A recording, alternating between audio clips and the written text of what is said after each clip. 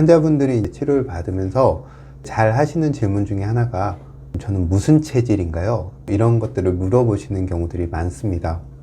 체질 중에 가장 유명한 것은 사상체질이죠. 태음인, 소음인, 소양인, 소음인 이렇게 나눠서 보는 사상체질도 유명하고, 또 팔체질이라고 해서 8가지로 구분해서 보는 체질도 있습니다. 그러면은 체질이란 무엇일까? 이걸 한번 생각해 봐야 됩니다. 체질이란 게 어떤 몸의 경향성을 말하는 거거든요. 몸체에 질자를 써가지고, 그러면은 내 몸의 경향성은 누구로부터 물려받았을까요? 바로 부모님의 유전자 패턴으로부터 물려받았겠죠. 하지만 유전자만 부모님이 물려주신 게 아니고, 엄마 뱃속에 있을 때부터 시작해서 내가 영유아기를 거치고 어린 시절, 우리가 3살 버릇 여든 간다고 하잖아요. 그렇게 어린 시절을 겪으면서 나의 식습관, 나의 정신적인 어떤 자율신경계의 패턴들, 성격들, 이런 것들이 다 만들어지겠죠. 그런 것들이 아우러져서 한 사람의 경향성을 만들어내는데요. 체질이라는 것은 그 중에서도 내 몸의 경향성을 말하는 거겠죠. 따라서 이것은 몸의 경향성은 당연히 부모님으로부터 받은 유전자 타입의 영향을 많이 받을 겁니다. 당연히 체질은 변하지 않는다, 이런 말씀들도 하게 되죠. 그런데 생각해 보면 어떤 사람은 살이 쉽게 찌는 사람이 있고, 어떤 사람은 아무리 먹어도 살이 잘 안 찌는 사람들이 있습니다.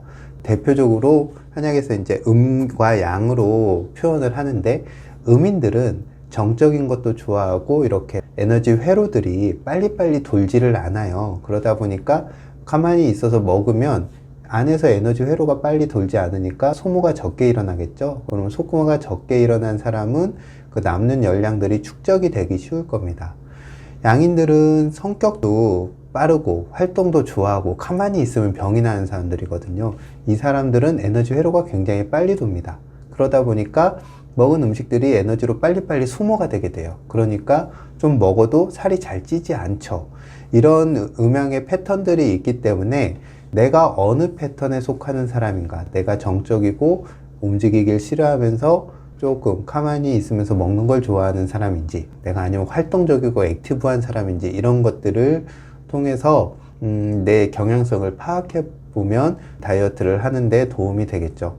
그러면 음인들은 어떻게 해야 될까요? 내 안에 에너지 회로들이 빨리 돌지 않는다, 그래서 잘 쌓인다 하면은 둘 중에 하나입니다. 들어가는 연료의 양을 줄여야 되겠죠. 그러면은 쌓이는 것도 줄어들 테니까요. 두 번째로는 그럼 내 회로를 좀 빨리 돌려야지 라고 하는 겁니다. 회로를 빨리 돌려야지 하는 거에 가장 손쉬운 방법은 운동이겠죠. 몸을 움직여서 하는 운동들. 실제로 이런 음인들 패턴을 가진 분들 같은 경우는 그래서 운동과 적당한 식이 조절, 때로는 너무 많은 것들이 몸 안에 쌓여 있을 때는 디톡스 같은 걸 통해서 한번 리플레시 시켜주고 생활 패턴을 리셋을 해주면 좋습니다. 이렇게 먹는 걸 제한할 때 가장 중요한 것 중에 하나가 열량 제한이에요. 비만은 내가 먹는 것보다 내가 소모하는 게 적기 때문에 남는 것들이 쌓여서 생깁니다. 물론 병으로 인한 경우도 있지만 아주 심플해요. 내가 들어온 것보다 내가 소모한 것이 적기 때문에 살이 찌는 겁니다. 따라서 인풋을 제한하든 내가 아웃풋을 늘리든 이런 것이 비만을 해결하는 가장 좋은 방법입니다. 이 외에 다른 것은 다 어떻게 보면 상술이거나 아니면 일시적인 효과를 내거나 이런 것일 뿐이지, 그 두 가지에서 저는 예외인 뭔가 특별한 방법은 없다고 생각을 합니다. 그리고 체질과 관련해서 이제 또 한 가지 말씀을 드리면, 우리가 어떤 체질이니까 넌 이걸 먹어야 되고 이걸 먹지 말아야 돼, 이거 먹으면 병나, 이렇게 말씀하시는 경우들도 되게 많거든요. 하지만 저는 이제 체질의학의 본질은 그런 뭘 먹고 뭘 안 먹고가 중요한 것이 아니고, 나를 알아가는 어떤 수단으로서의 체질이라고 생각을 합니다. 아, 나는 이런 경향성이 있어. 그렇기 때문에 나는 이것을 좀 더 주의하고 이것을 좀 더 내가 장점으로 살려야지 라는 것으로 받아들여야지, 체질의학을 편협하게 뭘 먹고 안 먹고 이런 식으로 받아들이면 그건 굉장히 체질의학을 오해하시는 겁니다. 사람들이 알아듣기 쉬우니까 그렇게 접근했지만 체질의학의 본질은 그런 것이 아닙니다. 뭘 먹고 안 먹고에 보다 더 중요한 것이 현대인에게는 있습니다. 내가 먹는 음식이 과연 건강한가, 건강하지 않은가예요. 음식의 종류보다 중요한 게 그 식재료나 음식의 건강성입니다. 아무리 어떤 사람이 콩이 좋아, 내 체질에는 콩이 맞아, 아니면 내 체질에는 뭐 밀가루가 맞아, 이런 사람이 있다고 치죠. 그러면 건강하게 자란 콩을 먹는 것과 유전자 조작되고 화학 농법으로 만들어진 콩을 먹는 거, 그것은 완전히 다르겠죠. 밀가루도 마찬가지입니다. 유기농으로 토종 밀가루, 과하게 정제되지 않은 통밀가루 이런 걸 먹는 사람과 수입되면서 방부 처리 거치고 완전히 정제된 흰 밀가루를 먹는 거, 이 두 가지는 밀가루란 이름이 같지만 그 본질은 완전히 달라집니다. 조선시대는 그런 걸 걱정할 일이 없었겠죠. 요즘으로 치면 유기농 식자재였겠죠. 그렇기 때문에 걱정할 일이 없었겠지만 지금은 전혀 다릅니다. 그래서 제가 환자분들이 그런 걸 물어보면 저는 이렇게 말씀드립니다. 뭘 먹고 뭘 안 먹는 게 중요한 게 아니고 내가 과연 먹는 음식이 이게 얼마나 건강한가, 이걸 먼저 따져보셔야 된다고 말씀을 드립니다. 두 번째로는 제가 늘 강조하는 건데, 열량만 있고 영양은 없는 음식들을 최소한도로 드시도록 노력해야 됩니다. 현대사회는 그걸 완전히 피하기라는 건 거의 불가능해요. 100% 집밥을 해 드시는 분들도 없을 거고, 밖에서 사 먹는 경우도 많고, 또 뭔가 이렇게 마트에 가서 간단한 과자라든가 음료라든가 이런 거 사 먹게 되죠. 가공된 식품들을 드시게 됩니다. 이것을 100% 피한다는 건 어려운 일이고요. 그렇게 피하려고 노력하는 과정에서 받는 스트레스도 더 많을 거예요.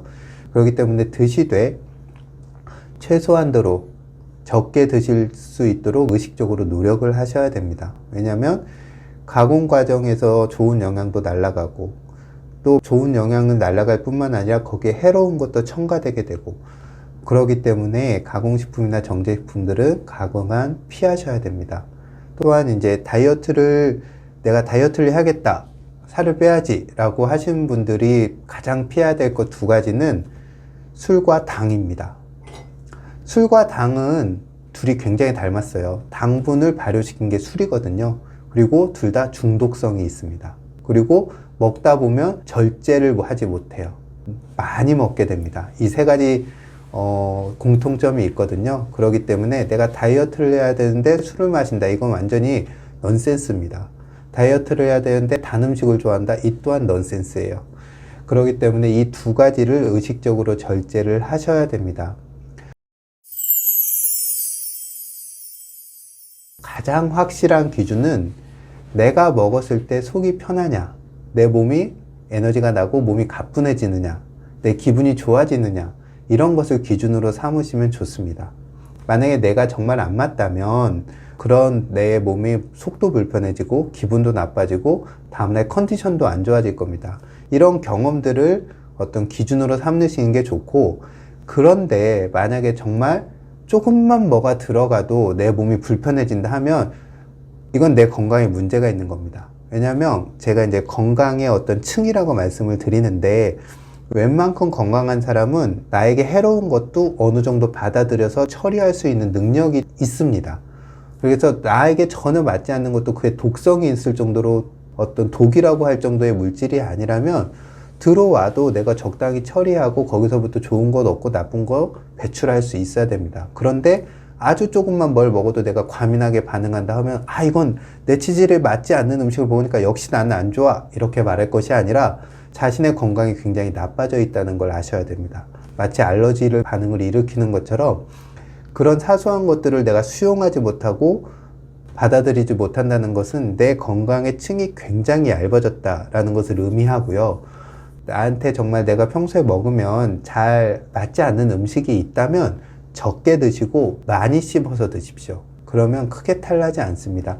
많이 씹어서 입에서 충분히 소화시켜서 집어 넣으면 웬만한 음식들은 다 받아들일 수 있습니다. 왜냐하면 제가 늘 환자들한테 말씀드리지만 사상 체질이 만들어지기 전에도 우리는 다 먹고 건강하게 잘 살았습니다. 사람 나고 음식 나고 체질 난 것이지 체질 나고 사람 나고 음식 난 거 아니거든요. 그러니까 그걸 혼돈하지 마시고 내 경험상으로 나에게 안 맞는 음식들은 좀 삼가하고 적게 먹고 그런 정도로 기준으로 삼으시면 되지, 막 결벽 채식주의자처럼 강박적으로 뭐 어떤 음식을 먹고 안 먹고 이렇게 음식을 대하시는 건 좋지 않다고 생각합니다.